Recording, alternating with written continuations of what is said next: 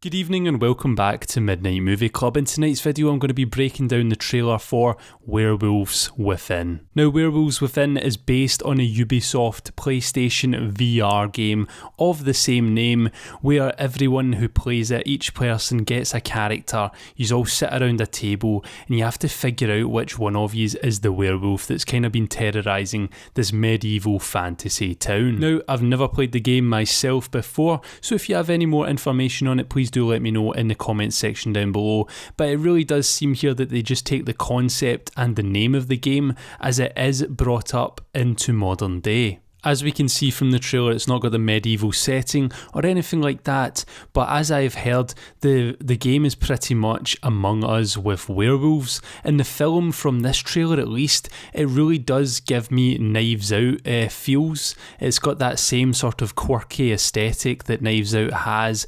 Everyone, all the characters are in the same location, locked down kind of together and trying to figure out who done it. It's basically a werewolf who done it in the vein of like Among Us or Knives Out. It's worth mentioning as well, it's actually a comedy, so don't come into this thinking that you're going to get a super serious werewolf film.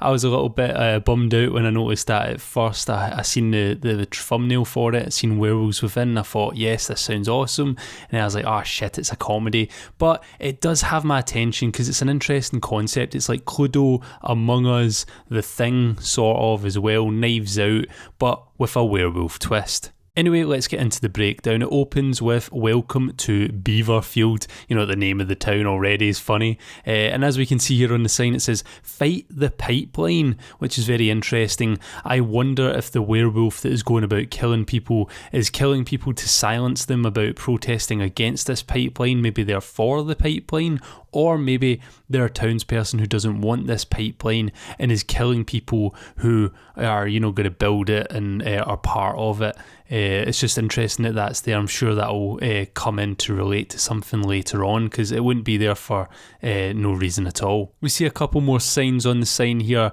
We see the Axe Den with a pint in it. That's clearly the pub, as we see later on in the trailer. And we see something like Anderson Maple Farm. I can't make out everything else, but these are locations we'll probably visit throughout the film. Then we are introduced to the town's postwoman and sheriff, and the sheriff is played by Sam Richardson, and the postwoman is played by Milana Vaintrub. I think that's how you say her name. She's the AT&T girl. Apparently there's some meme about her. I'm not too sure about it. I don't know if it's an American thing or not. I'm sure some of you guys will get it, but I don't really understand it.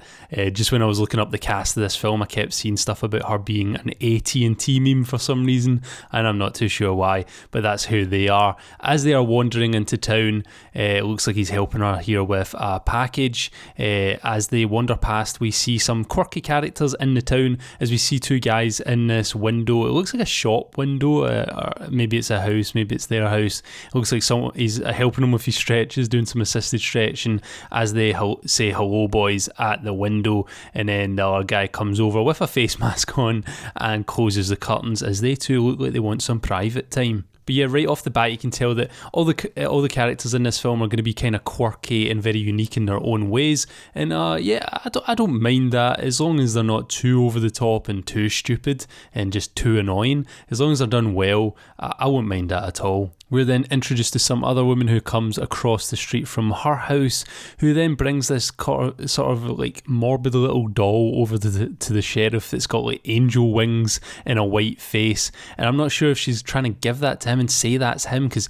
he's black, like, and he's looking at her kind of like bemused as well and like kerfuddled, and he's like, are you really trying to give me this? He doesn't look too pleased with it. So yeah, once again, just another quirky townsperson. And the next people are no different. We're introduced to a couple of like hillbilly backwoods mechanics.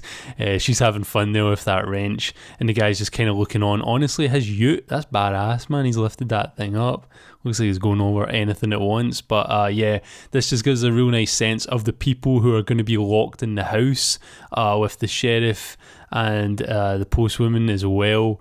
It's just kind of letting us know who all the cast are, this ensemble who are going to be stuck together. Then we see the sheriff again here in the Axe Den bar, where he goes with the postwoman. I'm not too sure if they've got a relationship or something like that. It seems like there's something going on there, because when he mentions love, it shows her. Then we start getting to the good stuff of the trailer after all those quirky introductions.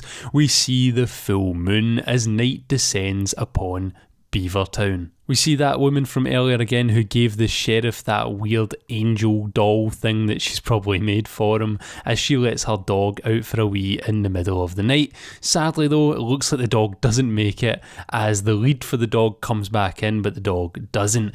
Then we hear low growls from outside, and as she gets more and more tense, she winds up the blinds, and I freeze framed this a lot. I was trying to see if we could see anything at all in any frame, but there's nothing. We can't see any silhouette of the werewolf or anything like that. Anyway, blinds go up, she screams, and then it cuts. And I'm not too sure if she's going to die here or not. I think she might actually survive because she looks like she's in the house with everyone later on in the film. So maybe she just sees the werewolf and brings it to people's attention. But this guy here, we see this door creaking open in someone's bedroom, and then we see this guy in his long johns getting dragged out of bed, dragged out his room, and then dragged down the hallway. And it's interesting to see the werewolf do this, just drag the guy off, instead of just straight up murder him in his bed. Seems like the werewolf will have a decent level of intelligence and is maybe trying to hide its kills somehow from the population of the town as to not bring awareness to its presence within the town. So that shows that the werewolf is actually trying to stay hidden within these people, and it's actually got a decent level of awareness, and it's just not a rabid animal type of werewolf, and I like that. I like my werewolves when they're a wee bit smarter. Then moving on after this is when everyone is locked down in this house, and I believe it is the house that the guy was dragged away in, as the decor all kind of looks the same, and it looks a little bit bigger, and you know, it looks like maybe it's a little bit of a richer house for the area as well, which leads me to believe that maybe this is a house to do with someone who's involved with that pipeline who's got a little bit of money, but who knows, that's just me, you know, theorising off what we're seeing, which isn't too much. There's not too much to break down here, it's really all just theory at this point. But yeah, we get some shots of all the cast again as they all begin to kind of turn on one another. The sheriff's giving this big, you know, heroic speech about togetherness and, you know, staying calm and, you know, keeping control of yourself even when you're in a really fearful situation. And before long, we're all pulling guns on each other. So it does look like it'll be a nice, you know, tight, contained sort of thriller as well as like a horror comedy.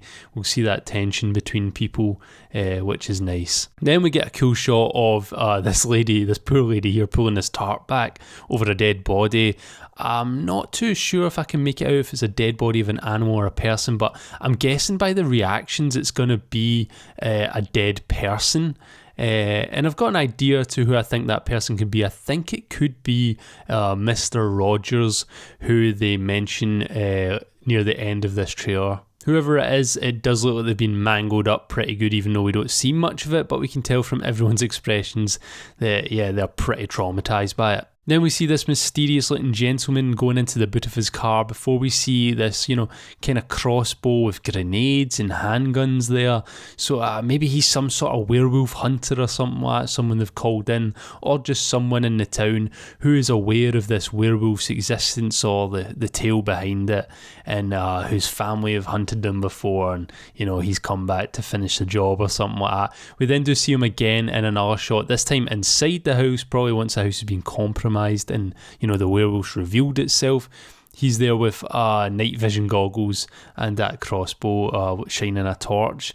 And yeah, it'll just be really funny if he has like a big gear up moment, comes in all badass and then dies straight away. I can definitely see something like that happening. Then, once again, we just get more shots of the cast in the house kind of carrying on together, you know, getting that little bit of cabin fever, going a little bit crazy. The woman on the left is the woman, I believe, who lost her dog, and she's still here, so she can't get killed earlier on. She must just see the werewolf. Then, as the sheriff is giving our togetherness speech, he's in a room with some other people here, and there's a gunshot that comes through it. So obviously, someone believes that he's the werewolf, or someone he's protecting as the werewolf. And, you know, all negotiations have broken down. They're all turning on each other. Then we see the sheriff, the male lady, and the other guy who's doing stretches with the other guy earlier. They're all looking at something, and what they're looking at is whatever is burning on the ground.